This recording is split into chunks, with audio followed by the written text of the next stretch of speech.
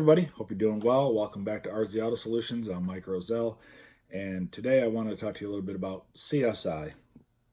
And as a service writer for many years, I was paid off.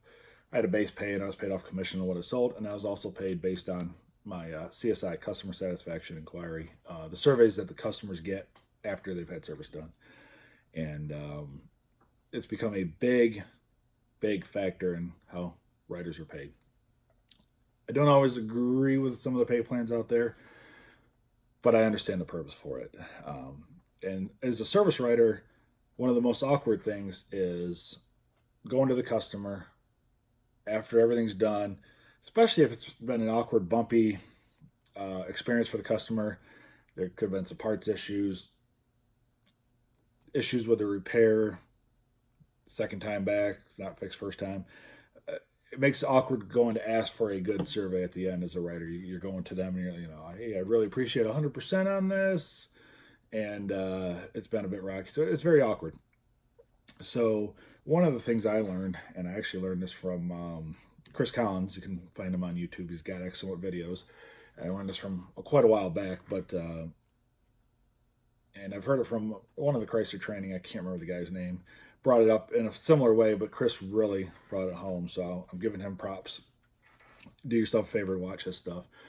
But what you do is when you're talking to the customer, you're connecting with them, you're discussing their vehicle, their plans for the day, that kind of stuff, and you're actually connecting with them on a human level, not just a business level.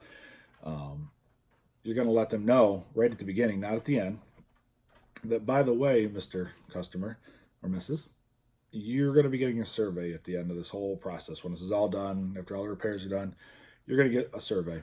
And I'd really like 100%. So what I'm going to do is I'm going to make sure during this whole process, I call you, I keep you informed throughout the process, whether it's just today or, it's a couple day process, depending on what they're there for. You make a commitment to them that you're going to keep them updated. You're going to keep them in the loop on what's going on. You're going to let them know everything you're going to do ahead of time. So then, two reasons. It reassures them that, wow, this guy really wants to help take care of me and help me with this. And it makes you accountable as a writer that, well, I've told him I'm going to do this. I have to do this. Whereas a lot of times we get lazy, I'll call him tomorrow. I'll call him at the end of the day. We didn't get the parts right. Instead of, the moment the part's not right, call him up. Mr. Jones, Mrs. Whoever, your parts are not right. They came in wrong. We're reordering them. It's going to be tomorrow. Let them know it's always better to call them before they call you. Because when you call them, it makes them feel important. It's just human nature. You've reached out to them, made them feel important. Doesn't matter if it's bad news or not. And if there's no news, you're delayed in the shop, you haven't looked at it, call them up. Hey, Miss Smith, we're really backed up. We're working on getting your vehicle in. I just wanted to give you an update. We don't have an answer yet, but I wanted to let you know, we didn't forget about you. And that means the world to customers. I once had a service manager, drawing a blank on his name right now. It'll come to me in a minute, but phenomenal manager. One of the best I've ever worked with. John Swartwood. He has passed away now, but I was in a small dealership and only had a few technicians, and we were swamped with work. We had tons of work. Cars weren't getting in for several weeks, 2-3 weeks. And these customers, there's a couple different customers I remember. One lady brought in a cake.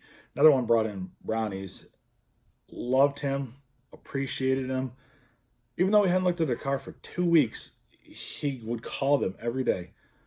My engine diagnostic technician has been tied up. He's got 4 more ahead of you. We keep everything fair. We're going in order. But we're getting to it. Just wanted to keep you updated. And he would do this every day. He'd go through and call all these customers that haven't been looked at and reassure them that they're not forgotten. It's a process. We're short technicians. We're very busy, but we want to take care of them. And it was amazing. Whereas if you don't call people, you let them go days, hours and days pass without any contact, they get upset. They start getting frustrated. They're at work or they're home. They don't know what's going on with their car, and the anxiety starts to build. So if you keep them in the loop, you call them and you let them know this is what's going on. You're open, you're honest, and you explain what's going on. The majority of people really appreciate that. and it shows that you're trying to help them. It'll go a long way in your CSI to bring that out, that you've kept them informed the whole process. All right. And it builds a connection, and they're going to want to come back to you as a writer because you call them, you kept them informed, whereas a lot of other writers won't. They'll blow them off. I'll call them tomorrow, and then they don't get a call. Dealership's closed. Someone might try and get a ride up there to find out what's going on. The doors are locked. Everyone's gone, and they have no idea what's going on with their car. So don't do that. Keep your customers informed, right? And let them know. The key from this is at the beginning of the process, let them know what you're going to do throughout the whole process to take care of them. Okay? So that's your tip today. I will see you next time. Thanks for watching.